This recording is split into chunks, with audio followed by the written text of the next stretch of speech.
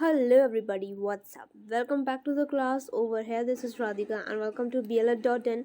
आज हम वीडियो में देखने वाले हैं क्लास 3 जहाँ पर हम महात्मा गांधी की बहुत बहुत इंपॉर्टेंट क्लास देखने वाले हैं बुनियादी शिक्षा के ऊपर। सारी ही यूनिवर्सिटीज़ के स्टूडेंट के लिए ये क्लासेस इक्वली हेल्पफुल रहेंगी और सारे कोर्सेज़ के स्टूडेंट्स के लिए भी अगर ये आपका टॉपिक है तो आप इसको पढ़ सकते हैं। चलिए बढ़ते हैं आगे। क्वेश्चन इससे एक ना एक आता ही है हर बार एग्जामिनेशन में, तो आपको ये बिल्कुल पढ़ना पड़ेगा। यहाँ पर हम सारी चीज़ें देखने वाले हैं। जो ये क्वेश्चन है बुनियादी शिक्षा का, हर बार क्वेश्चन में आया हुआ है। आप प्रीवियस ईयर उठाकर देख सकते हैं। अगर नहीं है आपके पास तो आप चैनल से डाउनलोड भी कर सकते हैं लास्ट ईयर के पेपर्स। आज हम बहुत सारे यहाँ पर डिस्कस करने वाले हैं टॉपिक्स। उसके पहले जितने भी लोग नए हैं चैनल पे, गाइस पहली बार देख रहे हैं, चैनल को सब्सक्राइब कर लीजिए, बेल बटन ज़रूर हिट करके ऑल पर क्लिक कर लें। सारे नोटिफिकेशंस आपको टाइम पर मिल जाएंगे। सारी लाइव क्लासेस का भी शेड्यूल आपको डेली मिलता रहेगा। तो चलिए आज देखते हैं हम क्या क्या डिस्कस करने वाले हैं। बुनियादी शिक्षा क्या है, इसके पाठ्यक्रम क्या है, यहाँ पर इसकी विशेषताओं के बारे में बात करेंगे, शिक्षण विधि देखेंगे, यहाँ पर प्रशिक्षण विधि देखेंगे, उद्देश्य देखेंगे, उसके स्वरूप जो कि हम नेचर की बात करने वाले हैं। यहाँ पर बात करेंगे बुनियादी शिक्षा का वर्तमान संदर्भ में क्या महत्व है और बुनियादी शिक्षा के प्रमुख गुण क्या हैं। अगर देखिएगा इस लॉन्ग में क्वेश्चन आता है बुनियादी शिक्षा के ऊपर, तो इतने पॉइंट्स इनफ रहेंगे। अगर आप ये लेक्चर देख लेते हैं तो आपको कोई प्रॉब्लम नहीं आएगी लॉन्ग आंसर लिखने में और आप आराम से आपको बेहतर मार्क्स यहाँ पर मिल पाएंगे। चलिए बढ़ते हैं आगे सीधे से। सबसे पहले देख लेते हैं यहाँ पर कि बुनियादी शिक्षा है क्या। देखो सिंपल है, समझो गाइस। यहाँ पर गांधी जी जो थे वो क्या चाहते थे, वो ये चाहते थे कि हर बालक को, हर बच्चे को क्या मिले, शिक्षा प्रदान हो सके, शिक्षा मिल सके। अब कैसे मिल पाएगी, क्योंकि देखिए क्या है, उन्होंने फिर सोचा कि जो पेरेंट्स हैं वो गरीब हैं, वो स्कूल में बच्चों को भेज नहीं पाएंगे, फीस उनके पास है नहीं, खाने को है नहीं, रहने को है नहीं। जब उनको खाने पीने को नहीं है तो फिर वो शिक्षा कैसे प्रदान कर पाएंगे। तो उन्होंने बुनियादी शिक्षा चलाई, बेसिक एजुकेशन का एक कॉन्सेप्ट चलाया, जिसमें गांधी जी ने क्या कहा कि जितने भी बच्चे हैं वो सबको स्कूल बुलाएंगे और वहाँ पर उसको उनको शिक्षा देंगे, उनकी बेसिक एजुकेशन यहाँ पर क्या करेंगे, कंप्लीट करेंगे और बिल्कुल निःशुल्क शिक्षा प्रदान करेंगे। निःशुल्क क्यों करेंगे, जिससे कि सभी माता पिता अपने पेरेंट्स को स्कूल में भेज सकें और उनके बच्चे वेल डेवलप्ड हो सकें और हैंडीक्राफ्ट के थ्रू उनका जीवन यापन भी वो कर सकें, कुछ ना कुछ ऑक्यूपेशन भी उनको सिखाई जाए। तो ये था पूरा कॉन्सेप्ट गांधी जी का। अब चलिए बढ़ते हैं, देखते हैं यहाँ पर बुनियादी शिक्षा उच्च शिक्षा को कहते हैं, जिसमें किसी भी बालक को अपने जीवन को यापन करने के लिए जितनी न्यूनतम शिक्षा की आवश्यकता हो वह उसे दे दी जाए, उसे बुनियादी शिक्षा कहते हैं। जिसमें कि बालक बड़ा होकर अपने जीवन को आसानी से यापित कर सके, यापन कर सके, इतनी उसमें गणित आ जाए कि वह अपने छोटे मोटे व्यापार की गणित को स्वयं हल कर सके और इतना लिखना पढ़ना आ जाए कि वह अपने रिश्तेदारों को पत्र लिख सके और उन्हें पत्र पढ़कर पत्र पढ़ सके, अंग्रेजी का भी थोड़ा बहुत उसे ज्ञान हो जाए, फ़ोटो की जिसमें अंग्रेजी भाषा को भी कुछ स्तर तक समझा सकें, लिख सकें और सामाजिक अध्ययन में भी समाज की रचना को समझ सकें। सरकार कैसे बनती है, नेता कैसे बनते हैं, इस संभव है कि इनके समय में लोकतंत्र के बारे में थोड़ा बहुत जानकारी रख सके और प्रशासन कैसे कार्य करता है इस बारे में उसे थोड़ी बहुत नॉलेज हो जाए। इससे क्या होगा कि जो उसका बेहतर जीवन है ना वो यहाँ पर निकल सकेगा और इसको ही उन्होंने बुनियादी शिक्षा कहा है। अगर आप यही पैराग्राफ पढ़ लेते हैं तो आप देख रहे हैं कि कितना ईजी यहाँ पर लिखा हुआ है। सिंपली बच्चा कैसे अपना जीवन यापन कर सकता है, उसको इतनी शिक्षा प्रदान कर दी जाए कि अभी के समय में प्रेजेंट टाइम पर क्या चल रहा है उन चीज़ों को वो समझ सके, पढ़ लिख सके, जितनी भी डेली के बेसिक नेसेसिटी हैं उनकी वो पूर्ति कर सके। इसलिए उन्होंने बुनियादी शिक्षा का जो कॉन्सेप्ट है वो चलाया था। नेक्स्ट यहाँ पर चलो बात कर लेते हैं बुनियादी शिक्षा के पाठ्यक्रम में क्या है। मतलब गांधी जी क्या कहते हैं कि जो बेसिक एजुकेशन है उसमें बच्चे को क्या क्या चीज़ें सिखाई जाएंगी, क्या क्या सब्जेक्ट्स उसको पढ़ा जाएंगे। तो सबसे पहला है आधारभूत कलाएँ। जो गांधी जी हैं उन्होंने सबसे ज़्यादा प्रैक्टिकल स्टडी पे बहुत ज़्यादा फोकस किया और यहाँ पर उन्होंने क्राफ्ट सेंटर्ड जो एजुकेशन है उस पर क्या है, बहुत ज़्यादा फोकस किया है। वोकेशनल एजुकेशन आप जिसको कह सकते हैं, जिसके थ्रू आप अपना जीवन यापन कर सकें। ऐसी कोई हस्तकला जिसको आप करके बेच सकें उसको, या फिर अपने जो ऑक्यूपेशन अपनी कोई दुकान लगा सकें। इस तरीके से आप क्या करेंगे, दो चार पैसे भी कमा लेंगे। तो जैसे आधारभूत कलाएँ क्या हो गई, कृषि हो गया, लकड़ी का कार्य हो गया, कटाई बुनाई हो गया, चमड़े का काम हो गया, मिट्टी का काम हो गया, पुस्तक कला हो गई, मछली पालन, फूलों व सब्जी की बागवानी, नौग्रह विज्ञान, स्थानीय वातावरण के अनुकूल कोई अन्य शिल्प। इस तरीके से आप देख सकते हैं ये ज़्यादा फोकस किया है। नेक्स्ट इज़ मातृभाषा।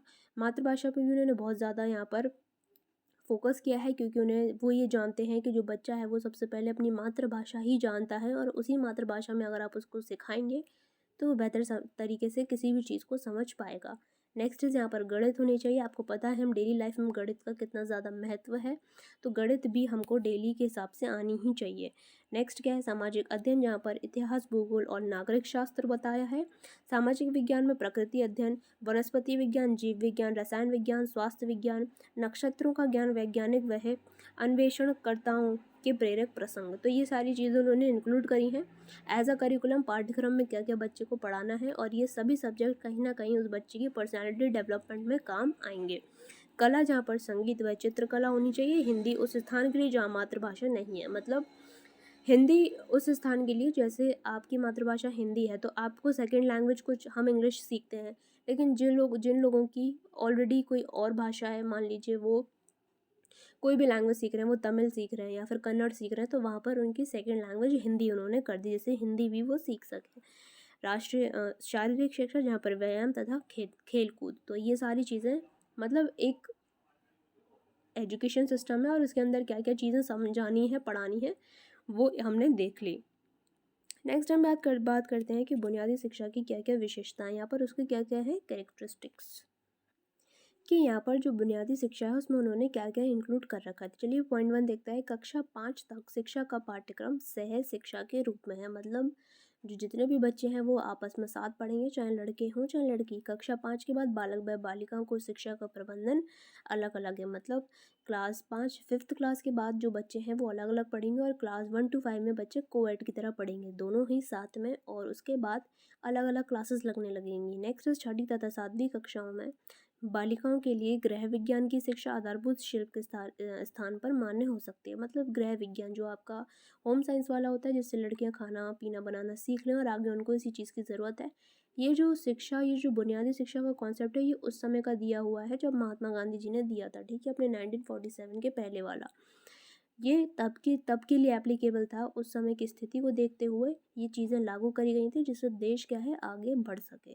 नेक्स्ट 7वीं तथा 8वीं की कक्षाओं के लिए संस्कृत, वाणिज्य, आधुनिक भारतीय साहित्य आदि विषय थे।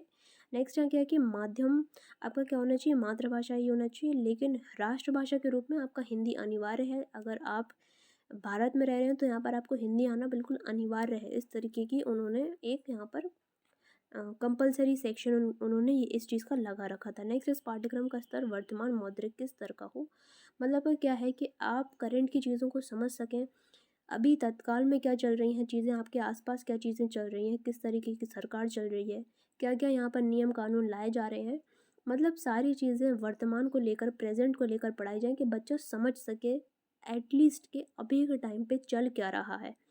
नेक्स्ट इज़ यहाँ पर उन्होंने जो अंग्रेजी और जो धर्म है, रिलीजियस स्टडी, इसका कोई भी उन्होंने स्थान नहीं दिया था। चलो नेक्स्ट हम यहाँ पर बात कर लेते हैं बुनियादी शिक्षण विधि, कि मतलब किस तरीके की शिक्षण विधि यहाँ पर टीचिंग मेथड्स का यूज़ किया जाएगा बुनियादी शिक्षा के अंदर, जैसे कि जो बच्चे हैं वो आसानी से चीज़ों को क्या करें, सीख सकें। तो बुनियादी शिक्षा मूल रूप से व्यवहारिक होती है तथा बालक एक साथ यहाँ पर कई विषयों का ज्ञान क्या कर सकता है, प्राप्त कर सकता है। बुनियादी शिक्षा क्रियाओं तथा अनुभव पर आधारित है, मतलब यहाँ पर प्रैक्टिकल अप्रोच रखी गई है, और अनुभवों मतलब ऑब्जर्वेशन और एक्सपेरिमेंट्स के साथ आपको चीज़ें सिखाई जाएंगी। इससे क्या होता है, बच्चे बहुत जल्दी सीख जाते हैं, इसलिए इसका ज्ञान थोड़े से समय में ही हो जाता है, क्योंकि हम बच्चे को फ्री इन्वायरमेंट में सिखा रहे हैं, खेल कूद से सिखा रहे हैं, तो क्या होगा, बच्चे को बहुत जल्दी चीज़ें समझ में आ जाएंगी और वो बहुत जल्दी सीखने लग जाएगा। बालकों की शिक्षण व्यवस्था निम्न प्रकार से होती है। कैसे होती है, कैसे बुनियादी शिक्षा की तरफ हम बढ़ते हैं, एक एक स्टेप आके बढ़ाते हैं और बच्चों को सिखाते हैं। सबसे पहले बच्चों को कहानी तथा बातचीत के माध्यम से मातृभाषा का ज्ञान कराया जाता है।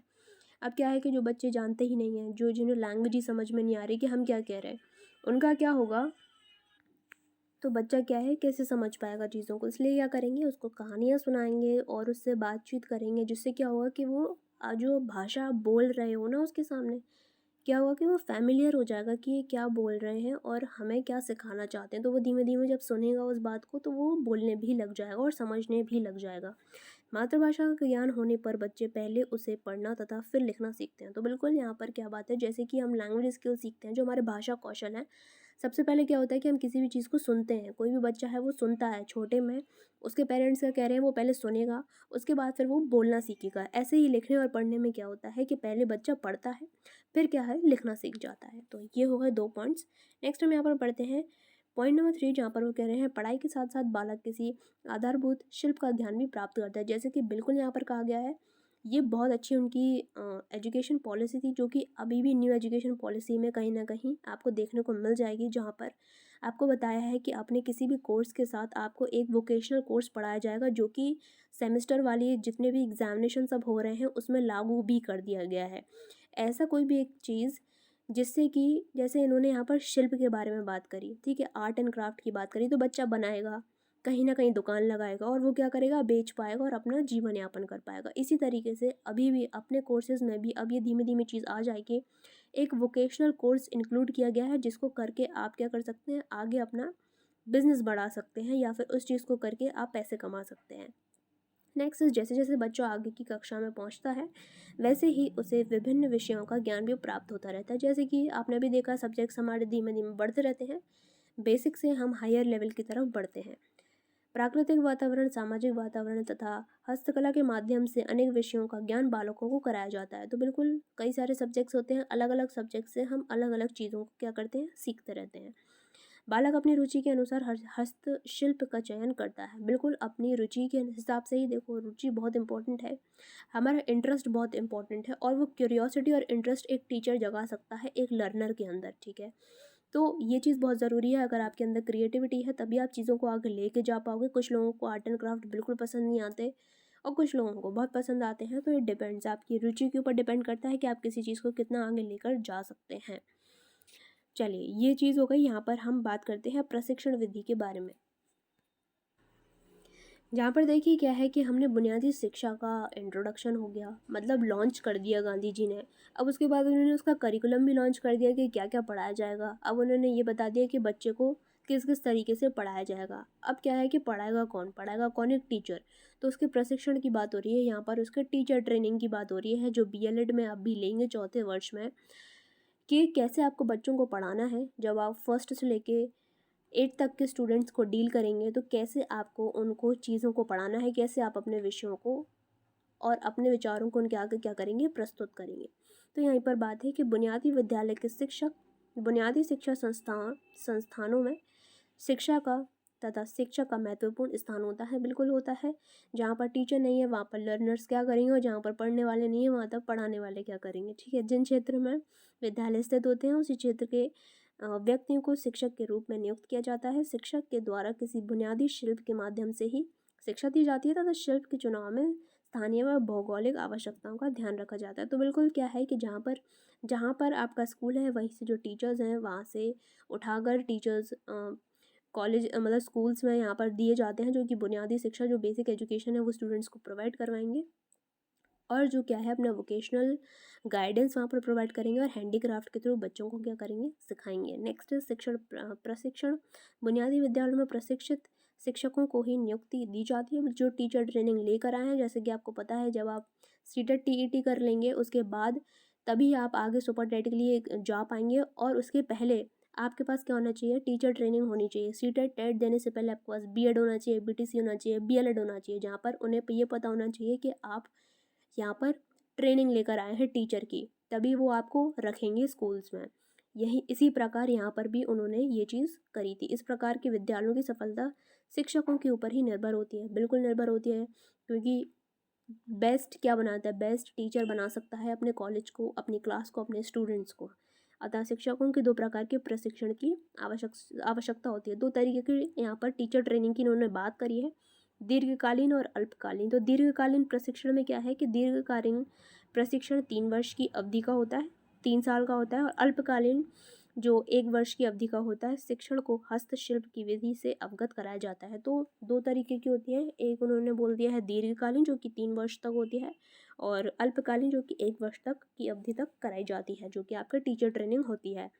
नेक्स्ट इज यहाँ पर जो शिक्षक है उनको हस्तकला जो हैंडीक्राफ्ट्स वगैरह हैं वो भी सिखाया जाता है, इसकी भी ट्रेनिंग उनको दी जाती है, क्योंकि इसी ट्रेनिंग के साथ वो बच्चों को भी सिखा पाएंगे, तभी तो बच्चे अपना जीवन यापन कर पाएंगे। ठीक है, तो ये हो गई एक बात। नेक्स्ट हम यहाँ पर फटाफट से बढ़ते हैं। बुनियादी शिक्षा के निम्न उद्देश्य, तो यहाँ पर उद्देश्य क्या है, मतलब क्या ऑब्जेक्टिव था गांधी जी का बुनियादी शिक्षा को लाने के लिए, इसी चीज़ को हम यहाँ पर इन 6 पॉइंट्स के थ्रू डिस्कस करेंगे।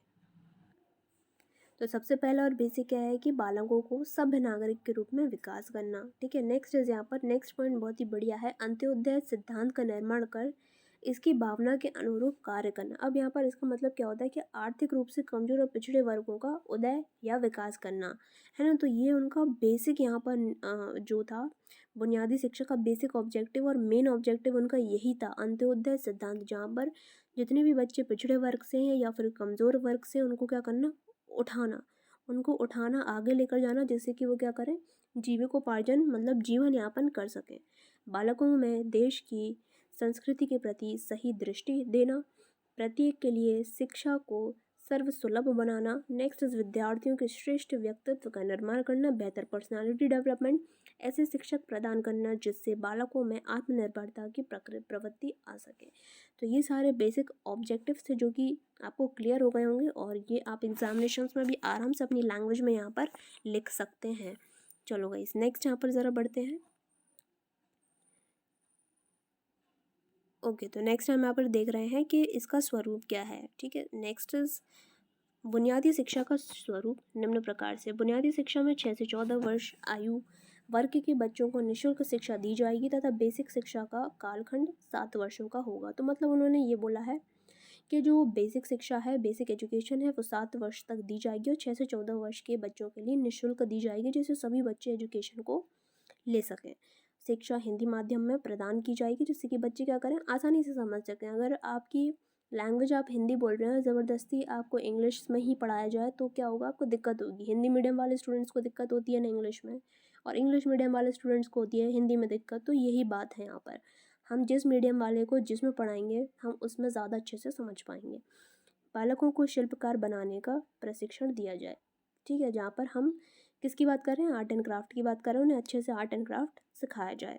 शिल्प ज़रूरतों के अनुसार होंगे। हाँ, मतलब आप ये कह सकते हैं कि इस तरीके का आर्ट एंड क्राफ्ट सिखाया जाए जिसकी कहीं ना कहीं डिमांड हो, जिसकी कहीं ना कहीं ज़रूरत हो। नेक्स्ट इज शिल्प कार्य शिक्षा देते समय ये ध्यान में रखा जाएगा कि विद्यार्थी शिल्प के वैज्ञानिक तथा सामाजिक दृष्टिकोण को जान सके। तो यहाँ पर उन्होंने क्या है, इस चीज़ पर ज़्यादा इसलिए वो एम्फोसाइज़ कर रहे हैं, क्यों कर रहे हैं, क्योंकि एट द एंड देखो, शिक्षा जो एजुकेशन है उसका मेन मोटिव क्या है कि हम एक बेहतर पर्सनालिटी डेवलपमेंट अपनी कर सकें, हमारा डेवलपमेंट हर तरीके से हो। और उसके बाद का जो मेन एम है वो क्या है कि हम अपना जीवन यापन कर सकें, हम पैसे कमा सकते हैं, क्योंकि पैसे से ही आपको पता है कि हमारा पेट भरेगा। इसलिए उन्होंने आर्ट एंड क्राफ्ट पे इतना ज़्यादा वो जोर दे रहे हैं कि बच्चे कुछ ना कुछ करके बेच सकें, या फिर अपनी कुछ भी कह लीजिए, आप अपना व्यापार चालू कर सकें। ठीक है, जिससे कि वो क्या कर सकें, अपना पेट भर सकें। तो बुनियादी शिक्षा का बेसिक ऑब्जेक्टिव उन्होंने इसी पर फोकस करते हुए पूरी शिक्षा प्रदान करने की कोशिश करी है। बुनियादी शिक्षा का वर्तमान संदर्भ में महत्व, present relevance of basic education. यहाँ पर हम सिंपली बात कर रहे हैं जो बेसिक एजुकेशन है, बुनियादी शिक्षा है, उसके महत्व को। जैसे कि उसका महत्व क्या है कि इसको पढ़ के, इसके थ्रू शिक्षा लेके क्या होगा, हमारे अंदर सामाजिकता आएगी। कैसे आएगी, बुनियादी शिक्षा बालकों के अंदर सामाजिक गुणों का विकास करती है, अतः ये सामाजिक दृष्टि से अत्यंत उपयोगी है। ये शिक्षा ऐसे नागरिकों का निर्माण करती है जो कर्तव्य एवं प्रकार को भली भांति समझकर अपने उत्तरदायित्व को निभा सकें और समाज के विकास में अपना योगदान दे सकें। तो बिल्कुल आप सामाजिक बन रहे हैं, यहाँ पर सामाजिक गुणों का आपके अंदर विकास हो रहा है, सोशल डेवलपमेंट आपके अंदर हो रहा है। यहाँ पर आप वेरियस चीज़ें सीख रहे हैं, जहाँ पर एक बेहतर सिटीज़न आप बन रहे हैं। जब आप बेहतर सिटीज़न बन रहे हैं तो ज़रूर कुछ ना कुछ आप अपने लिए और अपने देश के लिए बेहतर यहाँ पर कर पाएंगे। आपको एक अच्छा नागरिक होना भी ज़रूरी है। क्यों है, क्योंकि अगर आप अच्छे नागरिक होकर अपने देश को प्यार नहीं कर रहे या फिर अपनी सोसाइटी को, खुद को प्यार नहीं कर रहे, तो आप उस तरफ बढ़ जाएंगे जो कि सोसाइटी में एक्सेप्टेबल नहीं है। आप कुछ ऐसे काम करने लगे, चोरी या डकैती डालने लगे, तो आपको भी दिक्कत होगी और आप ऐसे कई लोगों को भी जन्म देंगे जो कि क्या करेंगे, आप ये कह सकते हैं अपनी थाली में छेद करेंगे, ठीक है। ये कह सकते हैं आप, जहाँ पर सिंपल सी बात है कि ऐसे लोग अपना ही नेशन का क्या करेंगे, नुकसान करेंगे, और ख़ुद का तो करेंगे ही, और आगे और जितने भी लोग समाज में रह रहे हैं उनका भी करेंगे। तो इसलिए हमें एक बेहतर आदमी बनना ज़रूरी है, बेहतर हमारा व्यक्तित्व होना चाहिए, हमारी पर्सनालिटी डेवलपमेंट यहाँ पर बढ़िया होना चाहिए। तो इसलिए सबसे पहला पॉइंट हमने समझ लिया। नेक्स्ट चलते हैं आर्थिक दृष्टि से महत्व। तो बिल्कुल यहाँ पर शुरू से ही हम बात करते आ रहे हैं कि हमें अपना जीवन यापन करना है, और उसके लिए यहाँ पर सबसे ज़्यादा हमने कुछ ना कुछ रोजगार देखना है। बुनियादी शिक्षा ग्रहण करने वाले बच्चा जो है वो बेकार नहीं रह सकता, क्योंकि वह कुछ ना कुछ रोजगार कर ही लेता है, क्योंकि जिससे कि उसका क्या हो, जीवन यापन आराम से हो सके। नेक्स्ट यहाँ पर वो क्या कहते हैं, मनोवैज्ञानिकता। ये शिक्षा आधुनिक मनोवैज्ञानिक के प्रमुख सिद्धांत क्रिया द्वारा शिक्षा पर आधारित है। इसके द्वारा बालकों की जन्मजात तथा रचनात्मक प्रवृत्तियां संतुष्ट हो जाती हैं, और बालक के हाथ और मस्तिष्क का विकास एक साथ होता है, जिससे सीखी हुई वस्तु का प्रभाव उसके ऊपर स्थायी रूप से अमिट हो जाता है। इस प्रकार ये बालक की प्रवृत्ति पर आधारित होता है, मतलब जहाँ पर उसकी आपकी क्रिएटिविटी को निकाल बाहर के फेंकना। ठीक है, क्या होता है कि कई बार ऐसे बहुत सारे बच्चे होते हैं जिनमें बहुत सारा पोटेंशियल होता है, लेकिन उन्हें खुद नहीं पता होता। हमारे अंदर भी ऐसी बहुत सारी चीज़ें होती हैं, लेकिन हम एक्शन नहीं लेना चाहते, इसलिए हम हमेशा पीछे ही रह जाते हैं। तो जो हमारे टीचर्स हैं, जो हमारे पेरेंट्स हैं, जो हमारे सिस्टर्स हैं या फिर ब्रदर्स हैं, हमारे आसपास की जो फैमिली है, वो क्या है, हमें मोटिवेट करती है। जैसे कि हम किसी काम को अगर हम नहीं कर पा रहे हैं, तो उनके मोटिवेशन के थ्रू हम वो काम को कर सकें और अपने पोटेंशियल्स को जज कर सकें। हम देख सकें कि हमारे अंदर ये पोटेंशियल भी था और हमें पता नहीं था। इस तरीके की ही क्या है, जब हम शिक्षा दे रहे हैं बालक को, तो वो अपने क्रिएटिविटी को बाहर निकाल कर आएगा, और जब क्रिएटिविटी को वो निकालेगा तो वो अपने लिए और दूसरों के लिए कुछ ना कुछ बेहतर कर पाएगा। नेक्स्ट इस कार्य का महत्व। तो यहाँ पर ये पॉइंट काफ़ी अच्छा है। इस शिक्षा में बालकों को किसी हस्त कार्य के माध्यम से शिक्षा देने के पर जोर दिया गया। जैसे कि हम बात कर चुके हैं, कहीं ना कहीं कला या फिर शिल्प कला की बात हो रही है, हैंडीक्राफ्ट की बात यहाँ पर करी जा रही है। इसके परिणाम स्वरूप बालक के मन में श्रम के प्रति आदर की भावना का विकास होता, और वह श्रमिकों के कार्यों को हीन दृष्टि से नहीं देखता। इस प्रकार से ये शिक्षा एक ऐसे समाज की कल्पना करती है जिससे अमीर गरीब का भेदभाव नहीं होगा। तो आप देख सकते हैं कितनी एक ब्रॉड सोच है इसके पीछे। जैसे कि आप बच्चों को हैंडीक्राफ्ट सिखा रहे हैं, हम छोटी छोटी चीज़ें जैसे पॉट बनाना, घड़ा बनाना, या कोई भी चीज़ उस समय पे जो सिखाई जाती थी, आप देख सकते हैं कि जैसे जो लोग ये सारी चीज़ें बनाते हैं, चमड़े का काम होना या फिर कोई भी काम होना, तो जो बच्चे हैं वो जब इसको खुद सीखेंगे तब वो समझ सकेंगे कि कितनी किसी के पीछे काम होता है। काम को क्या करेंगे, वो आदर करेंगे, और जो लोग किसी भी तरीके का काम करते हैं उनकी क्या करेंगे, रिस्पेक्ट करेंगे, क्योंकि हर काम में बहुत मेहनत लगती है, और हर व्यक्ति बहुत ही मेहनत से काम करता है पैसे कमाने के लिए और अपना जीवन यापन करने के लिए। तो उसमें एक हीन भावना नहीं आएगी दूसरों के प्रति, जब वो छोटी छोटी चीज़ों को खुद से करके देखेगा और जानेगा कि किसी भी काम के पीछे कितनी ज़्यादा मेहनत लगती है, और कोई कैसे अपना जीवन यापन यहाँ पर करता है। तो क्या है, वो उस भेदभाव को हटाने के लिए कार्य का महत्व सिखाता है। कौन, आपकी बुनियादी शिक्षा। तो चलिए आगे बढ़ते हैं। ये काफ़ी इंटरेस्टिंग सा है गाइज, और काफ़ी इजी भी है जब आप इन पॉइंट्स को समझ लेंगे। बीएलएड के एग्जामिनेशन में बहुत इंपॉर्टेंट आपकी एक ही चीज़ है, आंसर राइटिंग में आपके पास हेडिंग होनी चाहिए, और उन हेडिंग्स के अंदर आपके पॉइंट्स होने चाहिए। बस आपकी आंसर राइटिंग बेहतर हो जाएगी, आपको अच्छे नंबर मिल जाएंगे। आप एक चीज़ जान लीजिए, अगर आप बीएलएड को हल्के में ले रहे हैं तो बहुत गलत कर रहे हैं।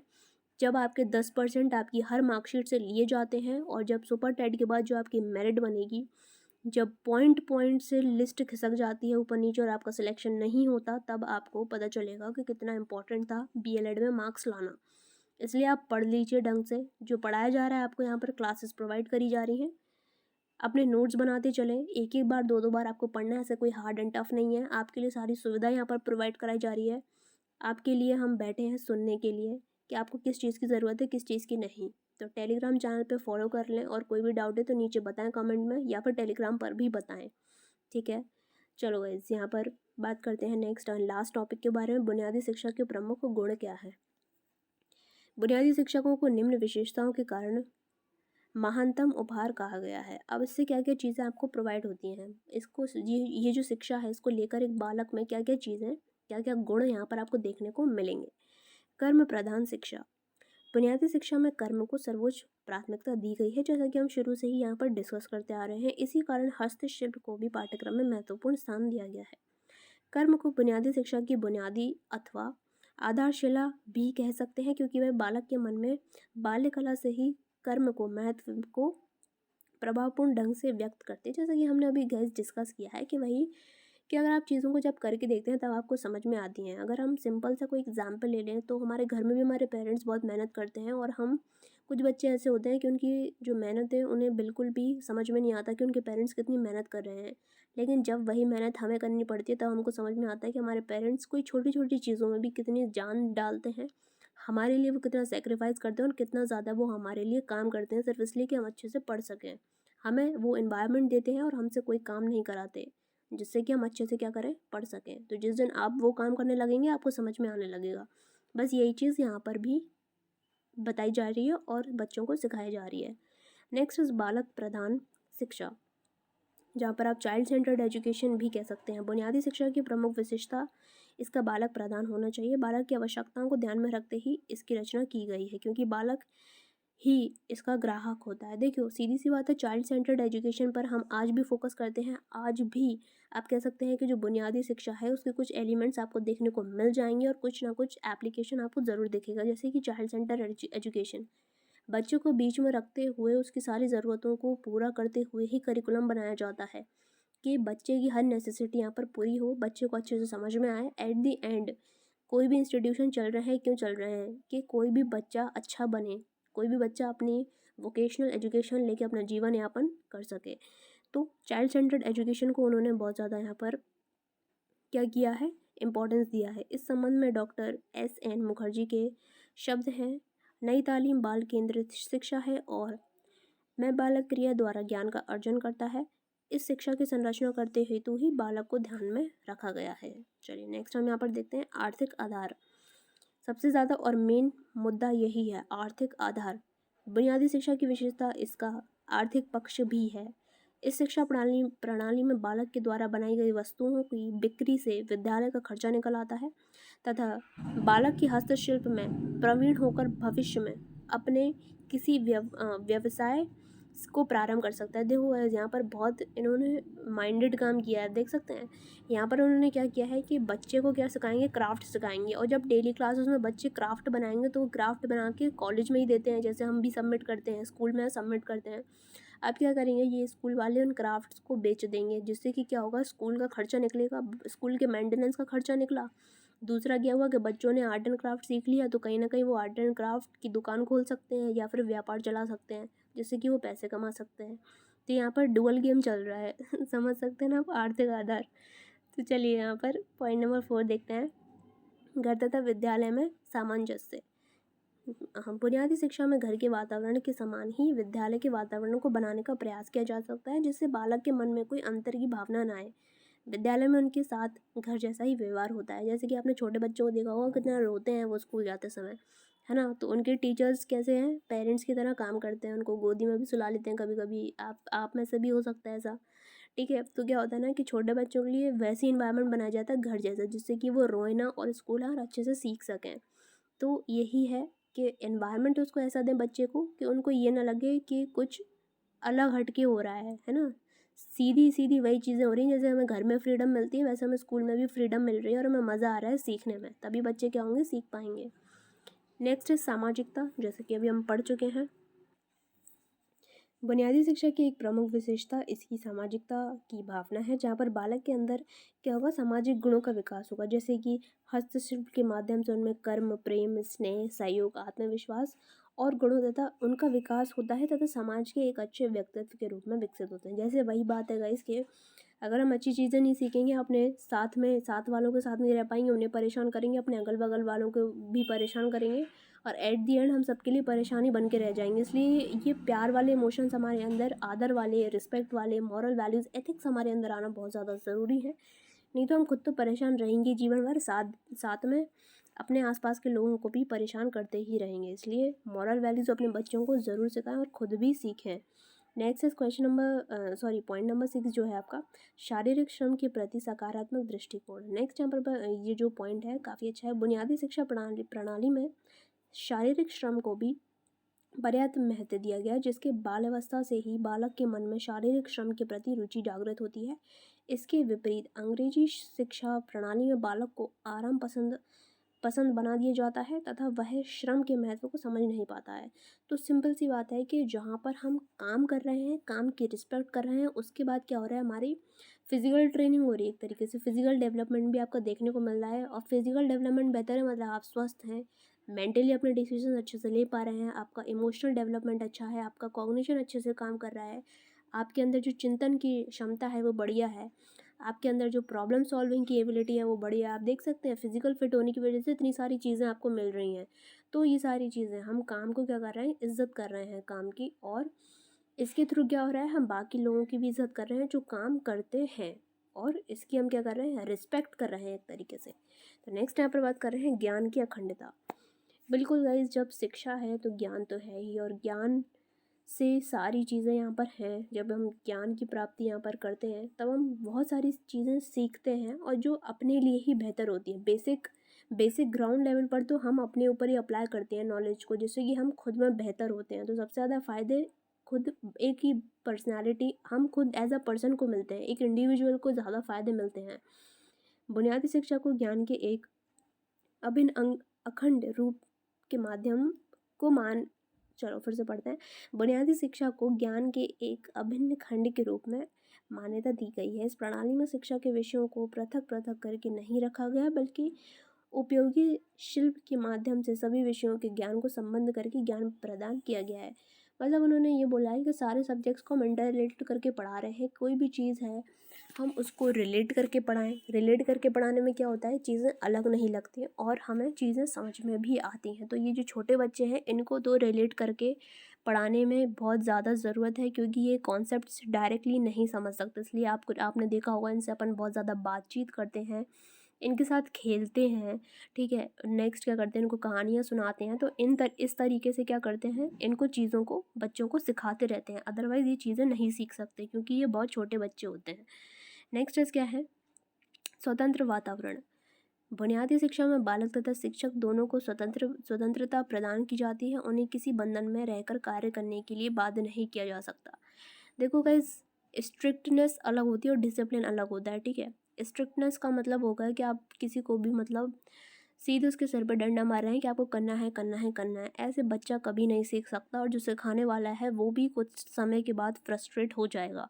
हर किसी को एक फ्री इन्वायरमेंट चाहिए खेलने के लिए, कूदने के लिए, कोई भी चीज़ को लर्न करने के लिए। तो यहाँ पर बिल्कुल फ्री इन्वायरमेंट प्रोवाइड किया गया है। बालक को अपनी रुचियों के अनुसार विषय तथा शिल्प के चयन की स्वतंत्रता रहती है। जैसे कि गाइज हमारे पास भी होती है कि हम अपने स्ट्रीम्स चूज़ कर सकते हैं। एक समय तक कंपलसरी रहते हैं सब्जेक्ट, इसलिए रहते हैं क्योंकि हमें उनका बेसिक ज्ञान होना ज़रूरी है। लेकिन एक समय के बाद हम अपने करियर खुद चूज़ कर सकते हैं। आपने देखा है कि हम भी आर्ट साइड चूज़ करते हैं, साइंस साइड चूज़ करते हैं, जैसा भी हमारे लिए सूटेबल हो। तो हमें स्वतंत्रता है पूरी। शिक्षक की भी किसी निर्धारित पाठ्यक्रम को पूरा करने की बाध्यता नहीं रहती, तथा वह बालक के विकास व शिक्षण तथा विद्यालय की आवश्यकताओं की पूर्ति करने के लिए किसी भी शिक्षण विधि का प्रयोग कर सकता है। तो टीचर के पास भी क्या है कि बेसिक क्या है, टीचर है। तो टीचर ये जब अगर फ्री फील नहीं करेगा तो वो अच्छे से नहीं पढ़ा पाएगा। अगर उसके ऊपर किसी भी तरीके का प्रेशर है तो वो फ्री होके बच्चों को नॉलेज प्रोवाइड नहीं कर पाएगा। इसलिए यहाँ पर फ्रीडम दी गई है कि जिस भी मेथड उसको अच्छा लग रहा है, जिस मेथड से बच्चे अच्छी तरीके से सीख पा रहे हैं, वो मेथड का वो यूज़ करे और बच्चों को सिखा सके। इन सभी विशेषताओं का अध्ययन करने पर हम यह कह सकते हैं कि बुनियादी शिक्षा अपने आप में पूर्ण है, तथा इसी कारण वह महानतम उपहार कही जाती है। तो बिल्कुल यहाँ पर जो उन्होंने इतनी चीज़ें चलाई हैं महात्मा गांधी जी ने, और ये बुनियादी शिक्षा का कॉन्सेप्ट दिया, सबसे ज़्यादा इम्पोर्टेंट यही होता है। जब हम महात्मा गांधी जी के बारे में पढ़ते हैं तो उनकी बुनियादी शिक्षा बिल्कुल पढ़ते हैं, और सबको पता भी होना चाहिए। सबसे ज़्यादा क्वेश्चंस इसी से आते हैं। बेसिक एजुकेशन से डेफिनेटली आपको एक क्वेश्चन देखने को लॉन्ग में या शॉर्ट में मिल जाएगा। तो आपको इसी तरीके से ये पूरी चीज़ें जो हैं वो करनी है। अब अगर आपको किसी भी तरीके की कोई समस्या आ रही है क्लासेस में, या फिर क्या आपको चाहिए और चीज़ें, तो वो आप हमको बता सकते हैं। तो नीचे कमेंट सेक्शन में ज़रूर बताइए कि आपको कैसे लग रहे हैं सेशंस। गाइस बहुत मेहनत लगती है सारी चीज़ों को करने में, अरेंज करने में, आपके लिए सेशंस लाने में, और फिर उसको पढ़ाने में, ठीक है। तो एक लाइक करें और अपने फ्रेंड्स के साथ ज़रूर इसको शेयर करें। अपनी नीड्स बताएं कमेंट सेक्शन में कि आपको क्या चाहिए, और नीचे नहीं बता पा रहे तो आप टेलीग्राम पे बता दीजिए। बट बता दीजिए एंड सब्सक्राइब कर लीजिए चैनल को और घंटी बजा के ऑल पर ज़रूर क्लिक कर लो, अदरवाइज़ आपको क्लासेस के नोटिफिकेशन प्रोवाइड नहीं हो पाएंगे। क्लासेस लाइव चल रही हैं तो लाइव स्ट्रीम में ज़रूर बताएं। और बीएलएड बुक्स चाहिए हिंदी की या इंग्लिश की किसी भी यूनिवर्सिटी की तो आप हमको कमेंट सेक्शन में बता सकते हैं, नहीं तो नीचे डिस्क्रिप्शन बॉक्स में लिंक लगा हुआ है हमारे स्टोर का, आप वहाँ से जाकर सीधे अपने लिए बुक्स खरीद सकते हैं। 3 से 4 दिन में आप तक बुक्स पहुँच जाएंगी। आई होप गाइज आपको सेशन अच्छा लगा हो। चलिए गाइज मिलते हैं हमारे ऐसे ही और सेशंस में। Till then take care and all the best and bye bye.